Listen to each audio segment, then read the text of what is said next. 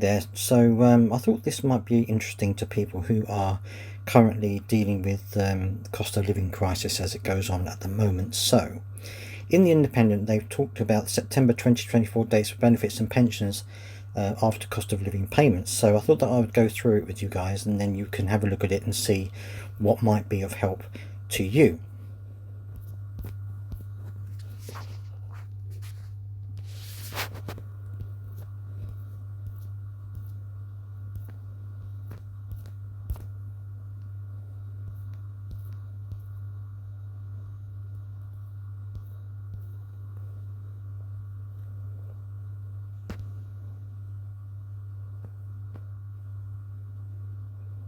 Okay, so first of all, the latest annual figures on low-income households show that absolute poverty has increased for 2 years in a row, with nearly a million more people in poverty in 2022-2023 than in 21-2022.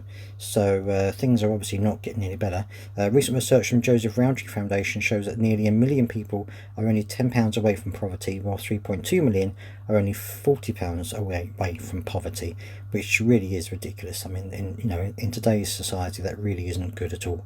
Labour have pledged to tackle this by dealing with the underlying causes, such as economic inactivity, which is basically getting people back into work. October, the Chancellor will be out unveiling her new budget, and it looks like it's going to have tax rises and spending cuts in it as well. So the usual benefits and pension payments will be going out as normal in September, as there are no bank holidays in the month. So you can see there the list of ones that are going to be going out as normal. It also says that roughly £23 billion in benefits are unclaimed each year. So it might be worth taking a look at it if you think you might be not getting what you need to get. I would check it out to make sure you're getting everything you can apply for. The Household Support Fund is currently still going. That's in the spring budget that Jeremy Hunt confirmed is going to be extended until the end of September this year. So you've got until the end of September to do that.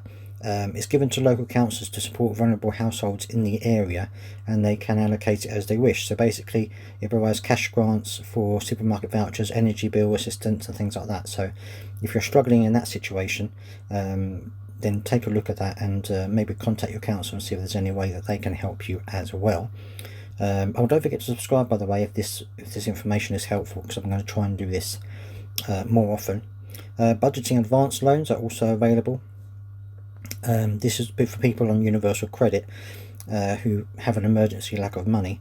They're interest free, and you can pay them back over 2 years. They're deducted automatically from a universal credit, and they're the figures that you can claim up to depending on your circumstances. You can also contact certain charities that help you. There are certain charities that will pay off existing energy debt if you meet certain criteria. So it's worth looking at that as well. So these are things that you can also do.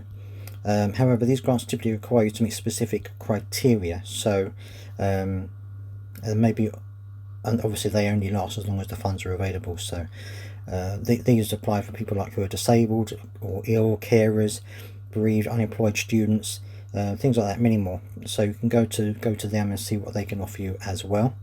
You can also go to your energy provider. They can very often help you. They are often the ones who can give you access or tell you where to go to get these grants that can pay off energy debts and things like that. So you can go to those. Such as British Gas, who offer a grant of about £2,000 to customers of any energy provider if you meet certain criteria and are eligible. You can get a council tax reduction of up to 100%. Again, you have to meet certain criteria. Your local council may still be able to offer you discretionary reduction if you're able to demonstrate you're facing severe hardship and can't afford to pay it. So that's one of the things that you can do. Is up to 30 hours of free childcare for children aged 3 to 4. From the 1st of April, this entitlement expanded to 15 hours of free childcare for 2-year-olds. So that's also something that you can look at as well. So that's everything else. The energy cap, will it go down again? It's due to go up again. It dropped to 1,568 in July, down £122. However, analysis at the trusted Cornwall Insight predicts the figure will rise to 1,723 in October, which is obviously not going to help people who are currently in a very difficult situation. And that's basically it. They're looking at various things. Labour said it's going to review universal credit so that it makes work pay and tackles poverty. She said it was a back to work plan shortly after the election, outlining the government's aim to focus on economic inactivity. She planned to include a new National Jobs and Career Service to help people get into work, new work, health and skills plan for the economically inactive led by mayors and local areas, youth guarantee for all young people 18 to 21 to help them find work and apprenticeships, and all of this is great.